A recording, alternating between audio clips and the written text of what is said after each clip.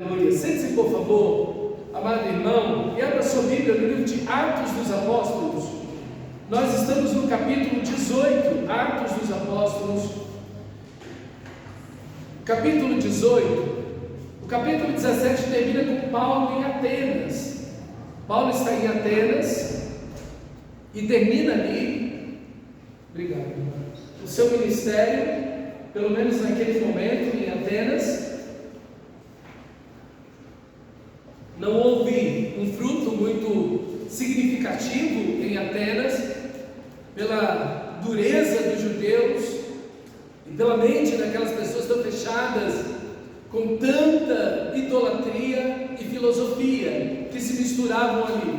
E aí então, o capítulo 18 começa dizendo: depois disso, Paulo saiu de Atenas e foi a Corinto. Mantenha sua Bíblia aberta no capítulo 18 de Atos. E nós, o ano retrasado, nós passamos quase um ano aqui na igreja, meditando na carta de 1 aos Coríntios.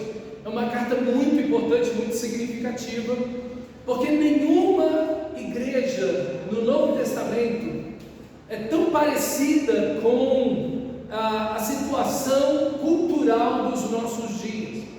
Então, aquilo que nós vemos hoje como cultura ocidental nasceu ali em Atenas, que ficava ali mais ou menos 70 quilômetros de distância de Corinto. Então você tem em Atenas uma capital intelectual do mundo da época, e você tem em Corinto uma capital administrativa, econômica, que está ao lado. Então são cidades que se completam, mas que também rivalizam uma com a outra. E dessa cultura que existe tanto em Atenas, como nós vimos na semana passada, quanto em Corinto, é a influência cultural que nós temos nos nossos dias.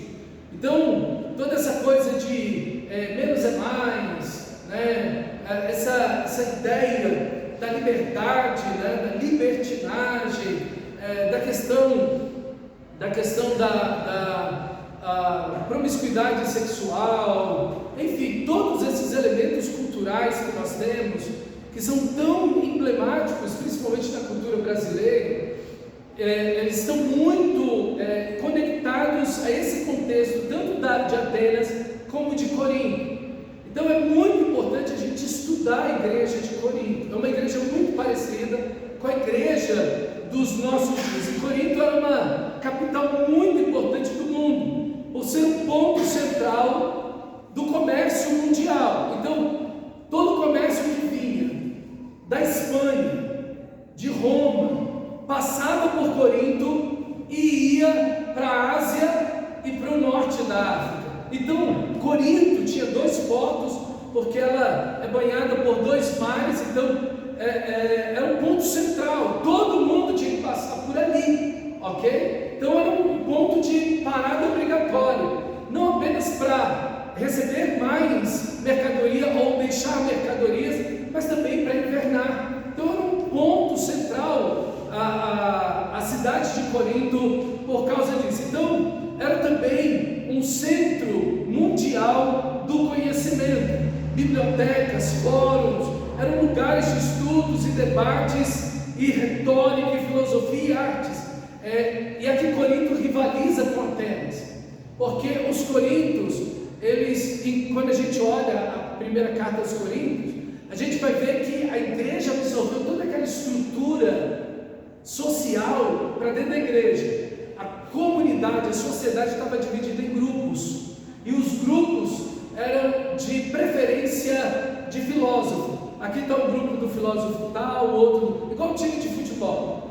A filosofia para os coríntios é o que o futebol é para os brasileiros, ok? Só para você ter mais ou menos uma imagem aí. Então você tem um país inteiro, você tem uma cidade inteira, você tem uma região inteira fragmentada sobre ideias filosóficas. E eles trouxeram isso para dentro da igreja. Eu sou de Paulo, eu sou de Pedro, eu sou de Apolo, eu sou de Cristo. Então eles dividiram a igreja em partes, eles trouxeram esse pensamento mundano para dentro da igreja pedaços, em grupos. Então a igreja inteira estava dividida em grupos. E assim é o que nós vemos. Então, essa ideia de uma busca pelo conhecimento torna Corinto um lugar muito, muito importante. E infelizmente a igreja trouxe a parte errada. Os cristãos trouxeram a parte errada para dentro da igreja. Mas também Corinto era o centro mundial do culto à deusa do amor, Afrodite ou Diana dos Efésios. É a mesma deusa, ok? É a mesma deusa. Havia em Corinto, só em Corinto, um templo que era uma das 7 maravilhas do mundo antigo, o templo de Afrodite. Tinham mais de 10.000 prostitutas do culto de Afrodite. Então, o que acontece? Se as pessoas queriam ter filhos, elas iam para o templo ter relação sexual com as prostitutas. Na época da plantação, chegou a época de plantar, todo mundo ia para o templo de Afrodite, porque ela é a deusa do amor, ela é a deusa da procriação. Então, na época da colheita, a mesma coisa, o crescimento das plantas, do mesmo jeito. Então, fora que essas 10.000 prostitutas desciam do templo de Afrodite, invadiam a cidade para ter relação sexual com as pessoas na cidade, e aí não tem de dia, aí não tem de noite, aí não tem lugar, no meio da rua mesmo. E como tem 2 portos ali, marinheiros e pessoas vindas de todas as partes do mundo, do norte da África, da Espanha, todo mundo nesse negócio. Então, Corinto, e daí cria-se um verbo, corintizar. O que significa Corinto? Vamos corintizar. Isso significa, vamos a toda espécie de devassidão e libertinagem sexual. Então não tem limite, não tem nada. Além disso, Corinto também era a capital do homossexualismo. Na mesma cidade havia um culto muito intenso, muito forte ao deus Apolo, que era o deus que era homossexual. Então, o homossexualismo estava lá. Por isso que Paulo, em 1 Coríntios, ele vai falar que assim foram alguns dentre vós, mas vos lavastes, vos revestistes, ok? Por isso que Paulo, em 1 Coríntios, vai dizer que os homossexuais não vão herdar o reino dos céus, o reino de Deus, ok? E aí você vê aquela imoralidade dentro da igreja, o homem que estava tendo relação com a sua madrasta, 1 Coríntios, capítulo 5. Enfim, então você vê um quadro de imoralidade muito, muito severo dentro da igreja de Corinto. Tem problemas com o casamento na igreja de Corinto, mulheres que abandonaram o casamento para servir a Deus, e pode estar errado, não pode fazer isso, ok? Mulheres que entraram nessa ideia do feminismo, não é da agora. Já em Corinto você vê uma espécie de feminismo muito latente, ok? Então assim, toda essa ideia cultural que nós temos hoje, isso já está sendo vivenciada em Corinto. Se tinha carnaval, nasceu em Corinto, o carnaval nasceu lá. Então assim, esse negócio é atropelado lá. O pessoal lá vivia no ápice da devassidão sexual, em todos os aspectos. Então, nesse sentido, nós temos um país, uma cultura que ela extrapola todo tipo de moralidade, de castidade, né? A gente vê aí que mais gente se divorcia dentro da igreja evangélica brasileira do que fora.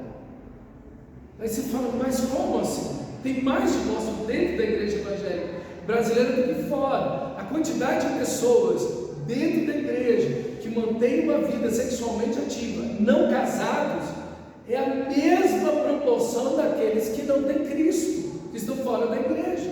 Então você vê, não tem mudança. As pessoas elas se deslocam de lugar, mas suas vidas não são transformadas.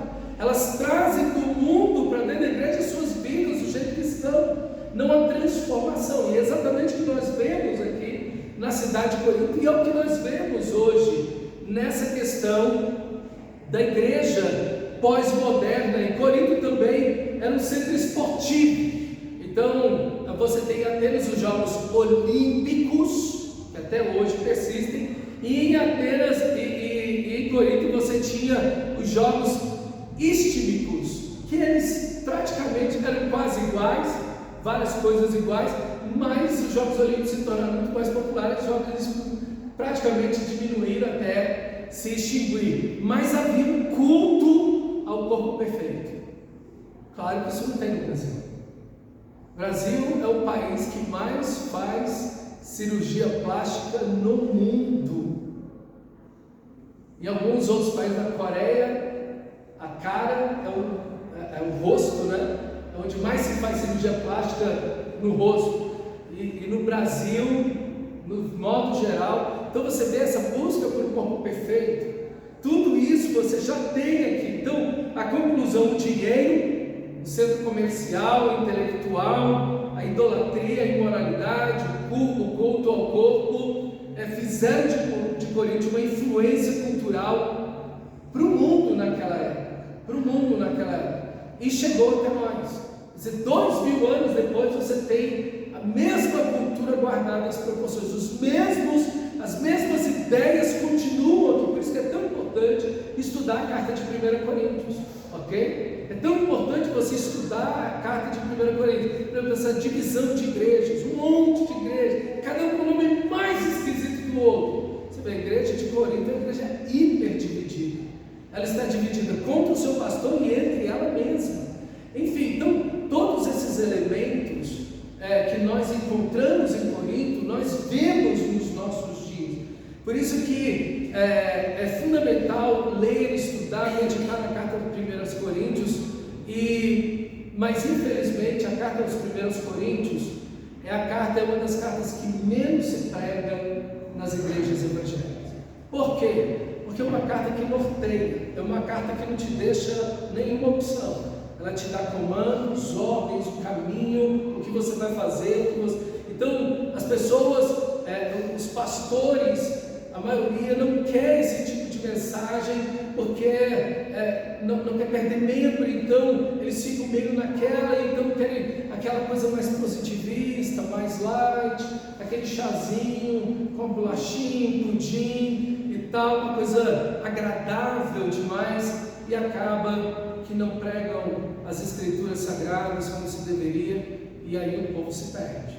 E aí o que nós vemos é uma igreja evangélica como está nos nossos dias. Então, meditar nisso, olhar Paulo nesse contexto, como ele chega em Corinto, como ele prega em Corinto, o que acontece nessa cidade, é fundamental para nós, como igreja, nos nossos dias, ok? Nos nossos dias. E o texto sagrado vai mostrar para mim e para você que no versículo 2, Paulo então começa a pregar o evangelho ali na sinagoga. Então Paulo começa a trazer o evangelho para dentro da sinagoga. Ele sempre vai seguir o mesmo parâmetro, ok? Ele sempre vai seguir o mesmo parâmetro. Ele vai levar o evangelho aos judeus e vai pregar o evangelho para os judeus na sinagoga e também na praça. Geralmente ele vai nesses lugares mais públicos, e é exatamente o que Paulo faz aqui também em Corinto. Ele escolhe grandes cidades para poder compartilhar o evangelho, mas também ele segue o mesmo padrão, ir na sinagoga, e é o que ele faz. E ali ele começa a pregar o evangelho. Há uma resistência naquela sinagoga, obviamente, porque aonde você prega de fato o evangelho, haverá resistência. Aonde se prega o verdadeiro evangelho, as pessoas irão em certa medida resistir. Alguns irão aceitar o evangelho, outros irão resistir o evangelho, mas é a mesma mistura que nós temos aqui no nosso texto, ok? Nós temos aqui a mesma ideia que acontece em Atenas, a mesma coisa que acontece nas cidades anteriores. Há uma aceitação, mas também há um distúrbio aí na igreja, na sinagoga e na cidade. Então você vê uma dificuldade para que o evangelho avançar. E há uma luta de fato, aqui nas Escrituras Sagradas. Meu amor, me dá a sua Bíblia, por favor, querido. Meu tablet, tá bom. Obrigado. Me dá meu óculos também. Eu preciso de óculos para ler, no tablet não, mas aqui eu preciso. Mas dá para ler, a letra é boa. Então, olha o texto ali, versículo 2. Ali encontrou um judeu chamado Áquila, natural do Ponto, que havia chegado recentemente da Itália com Priscila, sua mulher, pois Cláudio, o imperador, havia ordenado que todos os judeus saíssem de Roma. Paulo foi vê-los e, uma vez que tinham a mesma profissão, ficou morando e trabalhando com eles, pois eram fabricantes de telhas. Todos os sábados ele debatia na sinagoga e convencia judeus e gregos. Então, o primeiro ponto do nosso texto aqui é que quando nós temos um local muito desafiador, como é Corinto, um lugar que nos leva a tantos desafios, a tantas barreiras, a tantas dificuldades, o pecado está tão alastrado na cultura, de uma forma tão terrível como está em Corinto. Nós, como igreja, precisamos nos unir, como Paulo faz com Priscila e Áquila. Priscila e Áquila, eles vêm de Roma, eles foram expulsos, eles são judeus, ok? E Cláudio, o imperador, tinha mandado que os judeus saíssem de Roma, tinha expulsado todos os judeus de Roma. Setônio, um historiador romano, disse que foi por causa de um Crespus. Acho que todos os comentaristas aí são unânimes em dizer que ele quis dizer Cristo, porque há uma confusão, um conflito na cidade de Roma entre judeus e cristãos, por causa da pessoa de Cristo. Então, o imperador Cláudio mandou todos os judeus embora, e nessa leva saiu aí Priscila e Áquila, que vão para Corinto. E ali Paulo, sabendo que eles estão ali, vai atrás deles, busca esses irmãos em Cristo. Eles têm a mesma profissão, eles são fabricantes de tenda mesmo, de pele de carneiro, ok? Então Paulo lá, o grande apóstolo Paulo, costurando tendas, e enquanto costura, ora, e enquanto costura e vende, compartilha o evangelho. No sábado vai pregar. Por quê? Porque Timóteo e Silas ainda estão em Atenas e eles estão vindo, ok? Só que eles estão esperando, porque Filipenses capítulo 4, se não me falha a memória, versículo 15, vai mostrar que a igreja em Filipos, uma igreja muito pobre, enviou uma oferta de amor para o apóstolo Paulo. Por isso que você vai ver que depois que Timóteo e Silas chegam, nesse capítulo 18, Paulo para de trabalhar. Ele fica o tempo inteiro agora ensinando e pregando, porque ele recebe, a equipe recebe uma oferta, então ele agora se vê livre para poder pregar de tempo integral, ok? Então, veja, irmãos, numa situação tão difícil como essa, nós precisamos de pessoas como Priscila e Áquila. Eles são pessoas fantásticas. Há uma igreja na casa deles, na cidade de Éfeso. Eles são pessoas de uma liderança, de um compromisso, de uma fidelidade extraordinária. Paulo vai dizer aos coríntios, na sua carta, que Priscila e Áquila arriscaram as suas vidas por causa de Paulo. Enfim, irmãos, é esse tipo de cristão que lugares tão difíceis como nós temos hoje, uma cultura tão quebrada, tão entrelaçada no pecado, como nós temos em nossos dias. Nós precisamos de pessoas como Priscila e Áquila, que vão se unir à igreja, à liderança, para trabalhar e servir com afinco, com amor, com compromisso e sacrifício, pregando o evangelho do reino de Deus. Nós precisamos, irmãos, de cristãos mais fortes, de uma cultura mais perversa.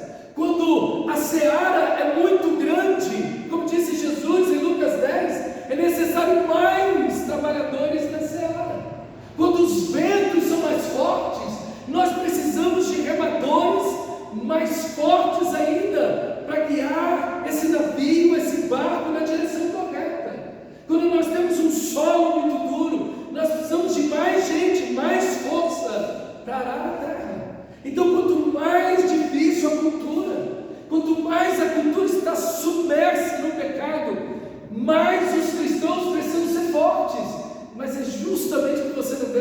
Coríntios. A carta aos Coríntios você vê uma igreja completamente envolvida no pecado.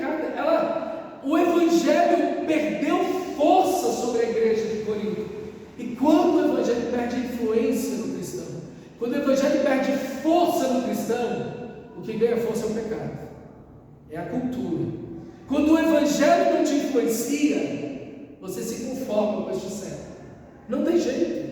O Cristo, o Evangelho de Cristo, vai influenciar e moldar a sua vida, sua maneira de pensar, a forma como você enxerga o seu corpo, o dinheiro, o sexo, casamento, filhos, trabalho, diversão, tudo. A sua cosmovisão é cristã, ou a cultura e o pecado na cultura vão distorcer tudo e transformar você simplesmente num religioso. Não tem outro jeito, e é exatamente o que nós vemos na igreja de Corinto. Numa cultura como essa, a igreja tinha que ter assim, agarrado o Evangelho com tudo, abraçado o Evangelho com tudo, e como os Tessalonicenses, eles tinham que ter deixado os ídolos e terem agarrado o Evangelho de Cristo Jesus. Mas é exatamente o que os coríntios não fazem. E eles então se tornam uma igreja carnal. Como Paulo vai dizer algumas vezes, vocês são carnais. Eu só posso dar leite para vocês, porque vocês são carnais. Porque há divisão entre vós, a imoralidade entre vocês. Então não tem como dar alimento sólido. Vocês ainda são carnais. Então o apóstolo Paulo precisa tratar com essa igreja assim. E isso tem uma lição importante para mim e para você. Como eu disse, a cultura de Corinto, de Atenas, é aquilo que mais se aproxima nas Escrituras Sagradas da nossa cultura. E você, meu irmão amado, você é um cristão fiel, fervoroso, santificado, comprometido. Cantamos aqui: Senhor, Tu és fiel, fiel Senhor, Tu és fiel a mim. E nós, fiéis ao Evangelho, fiéis às Escrituras Sagradas, à obediência a Cristo Jesus, ou não? Precisamos ser como Priscila e Áquila, irmãos. Esses irmãos fizeram toda a diferença nessa igreja. Eles foram uma bênção nessa igreja. Eles foram uma luz nessa igreja. Uma igreja que estava em trevas. Esses irmãos, tanto Priscila como Áquila, foram esse casal uma grande bênção no meio dessa igreja. Eles estavam ali pastoreando a igreja junto com Paulo. Foram irmãos assim maravilhosos, e Paulo os leva depois para Éfeso. Nesse mesmo capítulo eles acompanham Paulo. Veja que casal desprendido, que casal tão comprometido com a obra de Deus, tão comprometido com a obra do Senhor. Deixaram Corinto, foram para Éfeso com Paulo, iniciaram a igreja lá junto com o apóstolo Paulo, permaneceram em Éfeso, que também tinha uma cultura muito igual, muito parecida, tanto com Atenas quanto Corinto. Mesma estrutura, mesma forma de pensar praticamente, guardado alguns pontos, mas estruturas muito parecidas. E eles estavam lá servindo o Senhor. Irmãos, nós precisamos hoje, mais do que em qualquer outro tempo, ser cristãos muito mais qualitativos, comprometidos, fiéis ao Senhor, cheios do Espírito, viver em santidade mais do que as gerações anteriores. Porque as gerações anteriores, os nossos pais e avós, meu Deus, o mundo era outro. O mundo era totalmente diferente. Hoje, meus irmãos, a gente vive em outra situação. O mundo, o país é outro em todos os sentidos.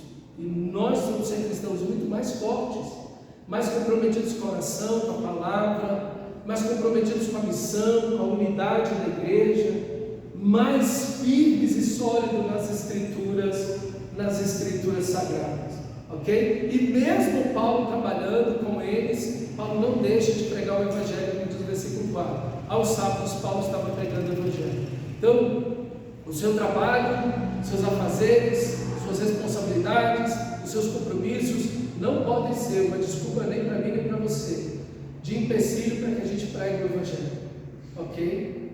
Não pode ser, porque Deus te abençoou no seu trabalho, Deus te abençoou no seu estudo, Deus te abençoou com os teus afazeres. E agora você vai colocar isso, a bênção de Deus, como um empecilho para servir a Deus? Não pode. Totalmente errado. Paulo, mesmo numa semana cansativa, trabalhando a semana inteira, aos sábados, todos os sábados de versículo 4, aos sábados ele debatia na sinagoga e convencia judeus e gregos. Depois que, versículo 5, que Silas e Timóteo chegaram da Macedônia, Paulo se dedicou exclusivamente à pregação, testemunhando aos judeus que Jesus era o Cristo. Como eu disse para vocês, ele pegava os textos do Antigo Testamento, as profecias do Antigo Testamento e mostrava como aquilo tinha se cumprido em Jesus, ok? Então ele ia pegando as profecias, os textos do Antigo Testamento, as promessas do Antigo Testamento e mostrando como tudo aquilo se cumpre na pessoa de Jesus. Ele toma isso como um padrão evangelístico, principalmente aqui para os judeus. Versículo 6: opondo-se eles e lançando maldições. Meu Deus, as pessoas não podem só se opor, né? Elas têm que praguejar, têm que xingar, têm que blasfemar, tem que ser o pior possível, né? Por isso que você está tão distante do verdadeiro cristão. Um cristão não está para amaldiçoar ninguém, para blasfemar, para xingar, para nada disso, ok? Opondo-se eles e lançando maldições, Paulo sacudiu a roupa, ele disse: caia sobre a cabeça de vocês o seu próprio sangue, estou livre da minha responsabilidade, de agora em diante irei para o gentio. Aqui Paulo está fazendo duas coisas. Primeiro, o que o Senhor Jesus ordenou: quando vocês forem para uma cidade, lá em Lucas capítulo 10, mas também em Mateus, quando os 70 são enviados, e de 2 em 2 também, os 12 apóstolos, Jesus diz: olha, quando vocês chegarem numa cidade, não quiserem receber vocês ou numa casa, então vocês sacudam a sandália de vocês. Isso é, vocês não vão carregar nem pó dessa cidade. Essa cidade está condenada, porque ela não recebeu a salvação, ela não recebeu o amor de Deus, ela não recebeu o único Salvador. A partir desse instante, que salvação pode haver para essa pessoa, para essa família, para essa casa, para essa cidade? Nenhuma. Então, quando eles sacodem a roupa, eles estão tirando a poeira daquela cidade, que naquela época não era asfaltada como a nossa. Então eles estão tirando a poeira de cima de si, para dizer: nem a poeira dessa cidade nós queremos sobre nós, porque vocês estão sob a condenação de Deus, porque Deus veio para salvar vocês através do Evangelho e vocês rejeitaram. Então essa questão de sacudir a roupa ou a sandália, essa é a mensagem, essa é a ideia, ok? E depois Paulo vai citar aqui Ezequiel capítulo 33. O texto sagrado vai dizer que Deus, quando for punir uma cidade e naquela cidade tiver um atalaia é aquele guarda que fica em cima da muralha, ou aquele guarda que fica na montanha mais próxima da cidade, ok? Então essas pessoas têm uma visão privilegiada se os inimigos estão vindo, ok? Esse é um atalaia. E quando ele vê que os inimigos estão vindo, ele toca a trombeta. Quando ele toca a trombeta, de uma certa forma, com um certo toque, toda a cidade, as pessoas que estão fora da cidade começam a correr para dentro da cidade, trancam as portas, recolhem tudo, porque o inimigo está vindo. Então, o texto sagrado aqui, de Ezequiel 33, 34, está dizendo justamente isso. Se o atalaia, vendo o inimigo, não tocar, o sangue de toda aquela cidade é responsabilidade dele. Todo mundo que morrer, Deus vai cobrar dele, que tendo a responsabilidade de tocar a trombeta, a corneta, não fez, e não avisou da vida dos inimigos e da destruição da guerra.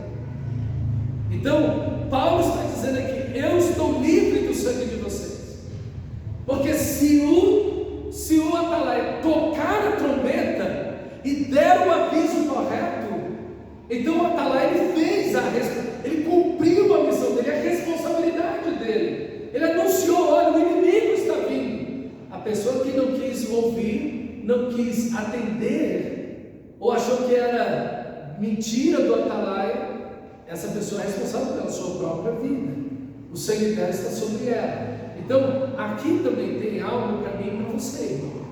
Você é o atalaia de Deus. Na sua família, no seu trabalho, na sua comunidade, você é o atalaia de Deus. E o atalaia está ali para mostrar o perigo. Ele está ali para avisar do perigo. Eu sei que a gente, o Evangelho significa literalmente as boas notícias da salvação. Isso significa Evangelho. Mas se é necessário haver uma salvação, é porque existe uma iminente destruição. Então, ao mesmo tempo que nós, de um lado, falamos do amor de Deus, da graça e da misericórdia de Deus, no mesmo Evangelho nós falamos do pecado e da destruição eterna do pecado. Nós falamos do amor de Deus Salvador, que entregou seu Filho na cruz, e ao mesmo tempo falamos para as pessoas: olha, aquele que não crê já está condenado. Então, veja o Evangelho como uma moeda de duas faces. De um lado você tem a salvação, do outro você tem o alerta, a perdição. Você não pode mostrar só uma face dessa moeda. Não, eu só prego condenação. Eu sou pregador da morte. O negócio é... Não, está errado. Porque isso não é o Evangelho. Não, pastor, eu não falo do inferno. Olha, esse negócio de inferno não é comigo. Não gosto nem de falar dessa palavra, porque eu já fico meio chateado, apavorado. Então eu não gosto nem de falar desse negócio. De jeito nenhum também. Ok? O pastor de uma igreja nos Estados Unidos, essa igreja tem mais de 50 mil membros. Ele falou: eu nunca falo do inferno. Nunca falo do inferno. Ele chama-se pregador sorriso. Pregador sorriso. Ele está o tempo inteiro. Ele é um ator. Ele é um ator. Aquelas pessoas não ouvem a verdade do Evangelho. Porque o Evangelho é a boa notícia de que Deus está salvando pessoas que estão caminhando para o inferno. O Evangelho é a mensagem do amor de Deus que perdoa aquele que está condenado, onde Deus envia seu Filho naquela cruz, aquela cruz que era minha e sua, e Ele entrega seu Filho em nosso lugar. Então, isso é o Evangelho.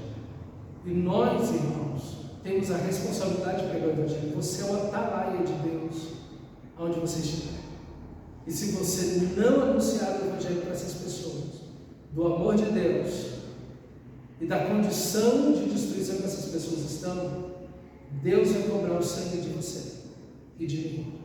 O sangue dessas pessoas será cobrado de nós, porque nós temos a responsabilidade de tocar a trombeta e dizer: olha, cuidado, olha, Deus te ama, cuidado, olha, Cristo morreu naquela cruz para te perdoar, cuidado, você está indo na direção errada. Nós temos essa missão, e Paulo está dizendo: o sangue de vocês, eu estou livre dele, eu estou livre dele, porque eu anunciei o Evangelho para vocês. De agora em diante eu vou para os gentios. E Paulo então vai para os gentios. Versículo 7, então Paulo saiu da sinagoga e foi para a casa de Tício Justo, que era temente a Deus e que morava ao lado, na casa do lado da sinagoga. Crispo, chefe da sinagoga, creu no Senhor, ele e toda a sua família, e dos coríntios que o ouviam, muitos criam e eram batizados. Então a igreja nasce, ok? A igreja nasce do lado da sinagoga, a igreja nasce na casa aí de Crispo, que era o ex-chefe da sinagoga, não é mais, né? Agora ele vai para a igreja, ok? Ele vai para a igreja, ele entende a mensagem do Evangelho. Então a igreja começa a nascer, o Evangelho começa a propagar-se naquela comunidade, e muitas pessoas começam a crer e a serem batizadas. Então, o processo maravilhoso da formação, do nascimento da igreja. Então, quais são os elementos? Primeiro, pessoas que estão unidas a Paulo, aqui Priscila e Áquila, comprometidos em pregar o Evangelho, em anunciar o amor de Deus, em viver a unidade, em servir o Senhor. de forma fiel e comprometida. Depois, não há mudança no Evangelho. Paulo não muda o Evangelho. Paulo em 1 Coríntios vai dizer: o Evangelho é loucura para aqueles que se perdem. Os judeus pedem sinais, os gregos pedem sabedoria.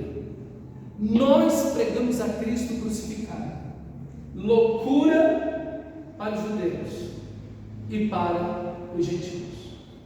Mas nós não mudamos a mensagem. Não mudamos a mensagem. Ah, mas pastor, se você pregar assim, os judeus não vão aceitar. Paulo continua pregando assim. Ele não muda o Evangelho. Ele não muda o Evangelho por causa dos seus ouvintes. Então o pastor não está para agradar seus ouvintes, ele está para pregar o Evangelho. O pastor precisa ser fiel, acima de tudo e antes de tudo, a Deus, as Escrituras Sagradas.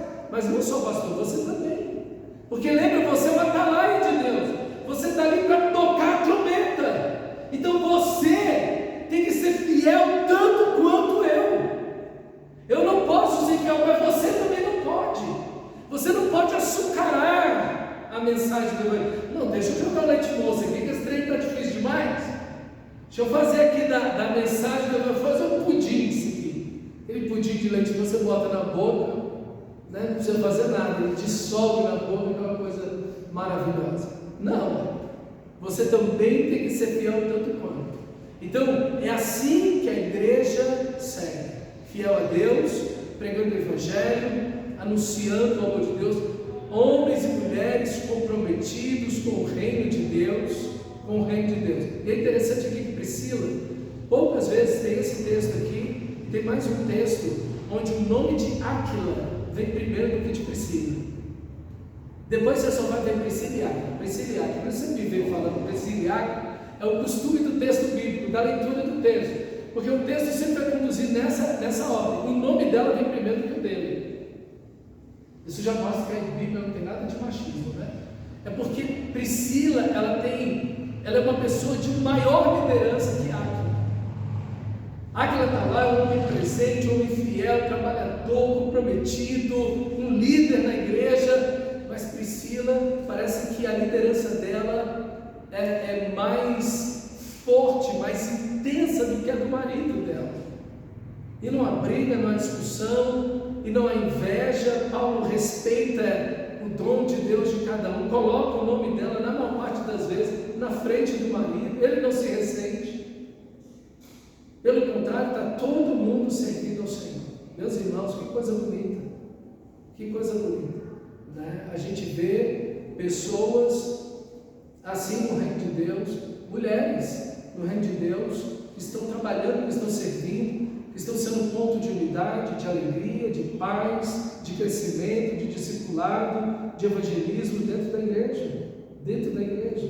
É isso que nós precisamos, tanto homens como mulheres, vivendo assim para a glória de Deus, para a glória de Deus. E o versículo 9 diz: certa noite, o Senhor falou com Paulo em visão: não tenha medo, continue falando e não fique calado, pois eu estou com você e ninguém vai lhe fazer mal ou feri-lo, porque tenho muita gente nesta cidade. Assim Paulo ficou ali durante 1 ano e meio, 18 meses, ensinando-lhes a palavra de Deus.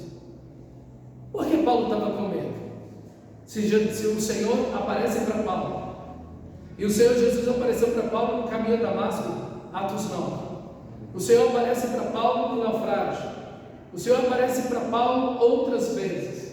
E aqui o Senhor aparece para Paulo e diz: não tenha medo. Se o Senhor Jesus está dizendo para ele não tenha medo, é porque ele está, é óbvio, né? Ele está com medo. Meus irmãos, quando a gente vem lendo o livro de Atos, você vai vendo que Paulo, na primeira viagem missionária, ele foi apedrejado, ele morreu, Deus o ressuscitou. Na segunda viagem, recentemente agora em Filipos, no capítulo 16, ele foi chicoteado de vara, né, e preso no calabouço. Então você vê Paulo sofrendo, e ele está sendo perseguido sendo ameaçado de morte pelos judeus, em Tessalônica, depois em Bereia, em Atenas. Você vê um estado contínuo de perseguição, de pressão sobre o apóstolo Paulo. E ele agora está tendo problema de novo com os judeus em Corinto, que estão ameaçando. Isso vai se intensificar logo no parágrafo seguinte aí. Vão levar ele ao governador da cidade. Então, naturalmente, tem um ditado que diz que gato escaldado, então tem medo de água fria. Quando ele percebe o movimento do que está acontecendo, dos fatos que estão acontecendo, ele já entende que o sofrimento está vindo novamente. Ele ama Cristo. Está aqui um dos homens mais fiéis a Deus na história, um dos homens que mais sofreu por Cristo na história. E ele, meus amados irmãos, sente naturalmente na sua mente o sofrimento. Existem pessoas que às vezes passaram por algum tipo de trauma. A gente conheceu uma irmã assim. Ela sofreu um abuso no inverno. Então, quando ia aproximando o inverno lá no Chile, ia muito marcado, e agora exatamente no meio do ano, ela começava a entrar em pânico, em desespero, o medo apoderava dela. Ela ia ficar trancada no quarto, ela não ia estudar, trabalhar, não ia fazer mais nada. Porque esse evento, a própria estação do ano, lembrava a ela todo o sofrimento que ela havia vivido. E exatamente parecido com o que está acontecendo com Paulo. Paulo percebe que a violência vai chegar e ele vai sofrer de novo. E Paulo não é um masoquista, ele não quer, não, podem me bater por causa de Jesus, nada disso. Mas ele percebe que isso está acontecendo, que vai acontecer novamente, ele está sentindo isso dentro do seu coração. Então, apesar de começar a ver uma igreja nascendo, pessoas sendo batizadas, aquele medo entra no coração dele de novo.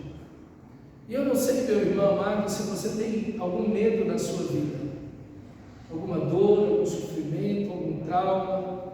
E às vezes não é uma estação do ano, mas é uma situação, uma palavra, uma pessoa que aparece, um evento que acontece, uma circunstância que se aproxima de você, e que aquilo enche seu coração de medo novamente. As pessoas que passaram muita fome em Auschwitz, na Segunda Guerra Mundial, no campo de concentração, vários deles tinham a mania de carregar comida com eles. Então eles sempre tinham uma banana, uma maçã, um pedaço de pão, biscoito, no paletó, na roupa. Eles carregavam esse tipo de coisa na roupa.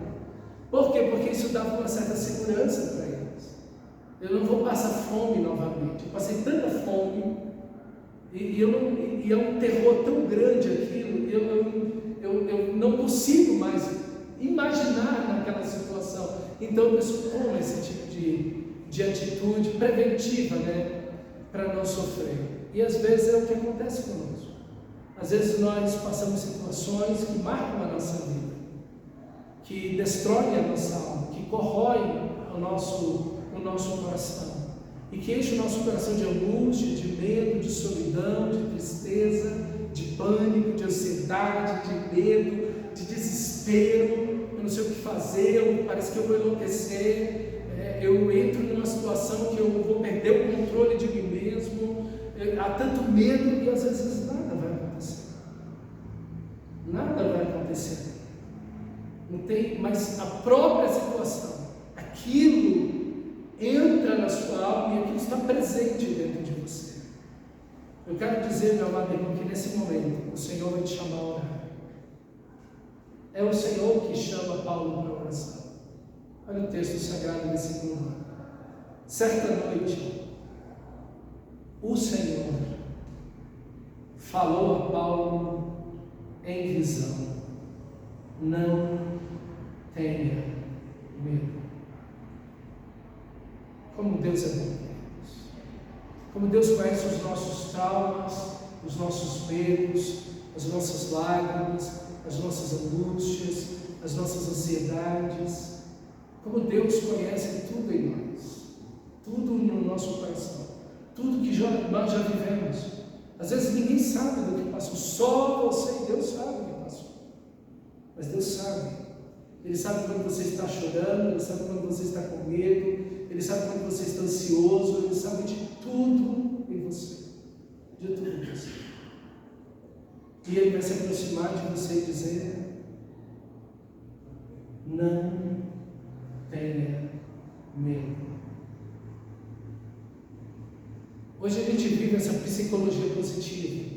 Olha, tudo vai dar certo. Uma palavrinha mágica que, olha, o que você disser vai acontecer. Não, sabe o que você tem que fazer? Levanta dessa cama, vai lá tomar um banho, põe uma maquiagem, uma roupa boa, vai para o salão, vai para o shopping, compra coisas novas para você, você vai se sentir melhor. Tudo errado. Tudo errado. O que você precisa? Da presença gloriosa de Deus. É disso que você precisa. Da presença de Deus. De Deus envolver você com o seu amor soberano. Deus envolver você com a sua graça, com a sua misericórdia. Quando o Senhor diz não temas, você não está fundamentado em você mesmo, na sua força, no dinheiro, nas suas capacidades, ou numa palavra mágica, vazia, ou profetiza, ou declara, alguma coisa assim. Não. Você não tem medo pela presença de Deus, você não tem medo pelo amor que Cristo tem a você, você não tem medo porque Ele derramou o seu sangue naquela cruz, você não tem medo porque Ele é o seu escudo e a sua fortaleza, você não tem medo pela presença de Deus, é por isso que você não tem medo. Essa força, essa graça que vem sobre nós, é a presença de Deus, é isso que você precisa. Quando o medo vier, quando a angústia vier, a ansiedade bater a sua porta, vai orar, abra nesse texto, Atos 18, versículo 9, não tenha medo, esse é o mandamento que mais se repete na Bíblia, é o mandamento não ter medo. O medo é o oposto da fé. O que diz 1 João? O verdadeiro amor lança fora todo medo. Quanto mais o amor de Deus você conhece, mais longe do medo você vai ficar. Mais longe do medo você vai ficar.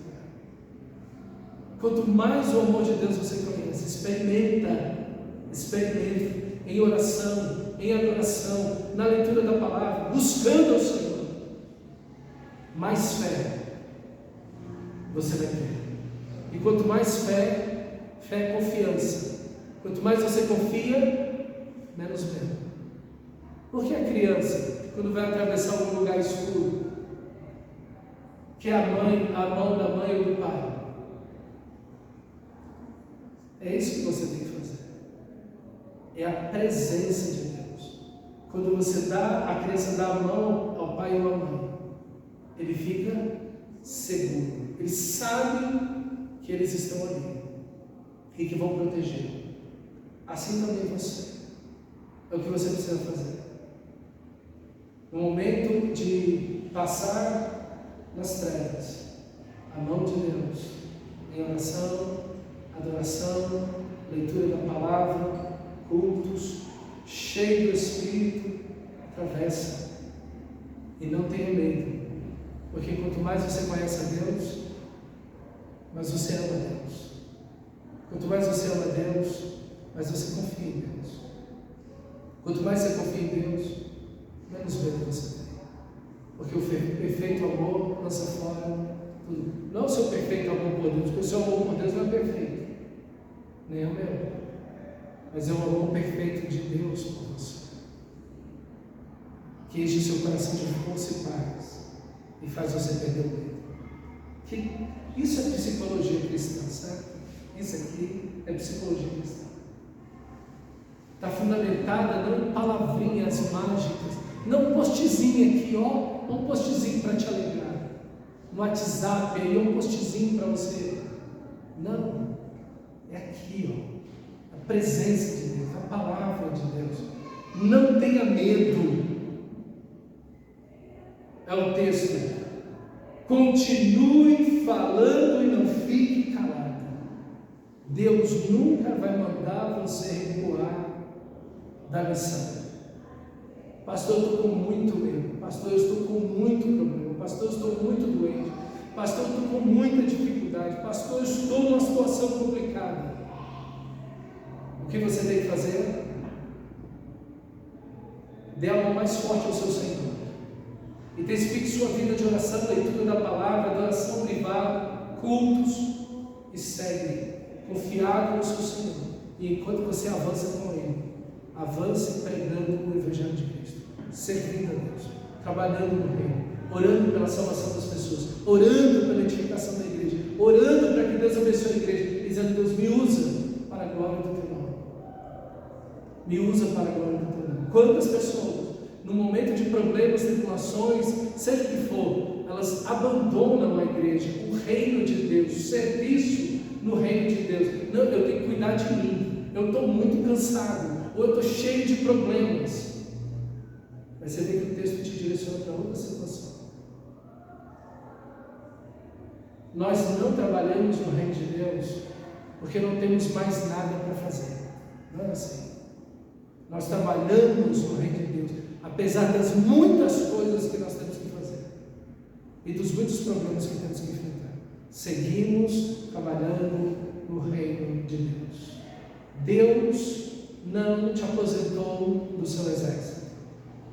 Enquanto você estiver aqui, você é um soldado da cruz. Você é um soldado de Jesus. Ok? E quando é que você vai deixar? Quando você trocar o capacete da salvação e receber a coroa da vida. Aí sim, quando você partir para a glória, você vai dizer: eu agora aposentei do reino de Deus. E quando eu não puder fazer mais nada, pastor, porque eu não consigo mais andar, eu estou sentado na cadeira de rodas, você vai orar. Orar pela igreja, orar pelos irmãos, orar pela conversão de pessoas, orar pelo reino de Deus. Ok? Então, não tenha medo, continue falando, não te cales. Veja, é a mesma coisa, mas Deus repete 2 vezes. Continue falando e não te cales. Veja, ele fala a mesma coisa de forma positiva e negativa. Continue falando positivamente. Não te cales, é a ordem negativa aí. Não te cales. Então veja, Deus determina o segmento da sua obra. E é isso que nós temos que fazer, nos envolver no reino de Deus. Geralmente as pessoas, quando estão com problemas, o que elas fazem? Elas entram num ostraísmo. Elas viram uma ostra. Elas botam 2 cascas em cima delas, se envolvem ali dentro e ficam lá dentro, lutando consigo mesmo, seus problemas, seus dilemas, suas culpas e dores e sofrimentos, elas nelas mesmas. Não, Paulo está dizendo, o Senhor Jesus está dizendo para Paulo justamente o contrário. Não te cales e não deixes de falar. Prega e não te cales, ok? Trabalha no reino de Deus, pois estou com você. Pronto. Se Deus é por nós, quem será contra nós? Deus vai usar as situações, o diabo, as trevas, as circunstâncias difíceis, vai usar as enfermidades, Ele vai usar tudo para cooperar para o nosso bem. E o bem é sermos mais parecidos com Jesus, Romanos 8. Deus vai usar todas as circunstâncias, fáceis e difíceis, felizes e tristes, de aparente vitória e derrota, para nos fazer segui-lo, amá-lo, conhecê-lo e sermos mais parecidos com o nosso Senhor e mais úteis no seu reino. Então você não para, você continua. Por que você segue? Não, porque um dia, olha, depois de uma noite vem o dia. Postzinho do WhatsApp, que ridículo. Quantas pessoas estão numa noite aí de anos na vida e não vem sol nenhum na vida dessa pessoa. Então a gente está acreditando no postzinho da internet. Não, irmão. Sabe por quê? Eu estou contigo. Essa é a psicologia cristã, é a presença de Deus. cultivar a presença de Deus, buscar a presença de Deus, buscar o poder de Deus, buscar em Deus sua vida, seus milagres, seu agir em sua vida, buscar o Senhor. É isso que o texto nos chama, porque eu estou contigo e ninguém vai lhe fazer mal ou feri-lo. Aqui está o medo de mal. Deus trata o medo dele, Deus trata o pensamento e o sentimento do seu coração, o trauma do seu coração. E é isso que Deus vai fazer conosco em oração. Não vou, gente, a psicologia humana é essa. Não bota uma pedra no passado, esquece disso, deixa isso para trás, vira a página. Tu vai ficar com... Não, isso não funciona. Você não esquece. Você nunca vai esquecer. Nunca, você nunca vai esquecer. A dor vai estar lá. Enquanto a presença e o amor de Deus não curar o seu coração, a dor vai ficar lá. É o amor de Deus derramado em nossos corações, pelo Espírito Santo que nos foi dado. Romanos 5,5 é que cura o nosso coração. O que cura você não é o tempo. O que cura você não são novos relacionamentos, ou você comer, ou beber, ou comprar, ou adquirir. Não, o que cura você é o amor gracioso, eterno, soberano, sobrenatural, o amor de Cristo Jesus. É isso que cura seu coração. E é na oração que Deus vai tratar isso com você. É na oração. Deus vai tratar isso, vai conversar sobre isso com você. E você vai abrir o coração para Ele e dizer seus medos, suas lutas, seus traumas, suas angústias, desespero. Você vai abrir o coração para Ele e Ele vai curar você. Ele vai curar você. Vai encher seu coração de amor e de graça. Isso, irmãos, é o Evangelho. O Evangelho é essa graça maravilhosa de Deus sobre nós, que nos restaura, que nos cura, que nos liberta. E Ele volta à missão novamente, porque tem muita gente nessa cidade. Ninguém vai te ferir, ninguém vai fazer mal contra você, porque eu tenho muita gente nesta cidade. Que coisa maravilhosa, que Deus gracioso. Essas pessoas estão atrás de Deus? Essas muitas pessoas que Ele tem estão atrás de Deus? Não. Estão tudo perdido na cachaça, lá no templo de Afrodite, vivendo na feitiçaria, na imoralidade, no homossexualismo, vivendo na cachaçada, no carnaval deles lá. Mas está lá Deus gracioso. Eu tenho muita gente nessa cidade. Eu estou indo atrás deles, eu estou usando você. Com seus medos, seus traumas, suas dores, seu sofrimento, eu estou com você, Paulo. Eu estou com você. Eu vou contigo. Não tenha medo. Não te cales, prega, fala, abre o seu coração para mim. Eu estou aqui com você. A minha presença é que vai curar você e vai restaurar a sua vida. E eu vou continuar usando você. Eu tenho muita gente nessa cidade. Abra o seu coração, abra os seus lábios. Deixe eu continuar usando você. Deus o volta para a missão. A psicologia atual diz: volte-se para... Se você não se amar, quem vai te amar? Meu Deus, que... Pensa numa besteira tão grande como essa. Pensa numa coisa tão boba e infantil como essa. Uma escola. E vira um monte de post por aí. Querido irmão, não está vendo que Deus te amou naquela cruz? Ele nos amou primeiro. Não fomos nós que amamos a Deus. Ele nos amou primeiro. E esse amor que traz dignidade para você. Porque quando as pessoas amam a si mesmas sem o amor de Deus, elas acham que felicidade é se entregar ao pecado. Elas acham que felicidade é se entregar a tudo aquilo que é errado. Não, eu vou ser feliz, eu vou amar a mim mesmo, então eu vou me lançar em todo tipo de pecado. De jeito nenhum. Meus irmãos, como esse texto, como a psicologia de Cristo aqui é fantástica. Como ela vem para confrontar tudo que a gente tem ouvido por aí. E às vezes você tem dado ouvido essas coisas. Eu te animo, amado irmão. que você escreva esse texto no seu diário. Escreva esse texto, pega lá na geladeira, na cabeceira da sua cama. Bote esse texto no seu carro. Escreva ele nos lugares. Encha a sua casa desse texto, até você memorizá-lo, para que você dele não se esqueça. E quando as angústias vierem, os medos baterem no seu coração, você lembre desse texto e recite esse texto para você mesmo.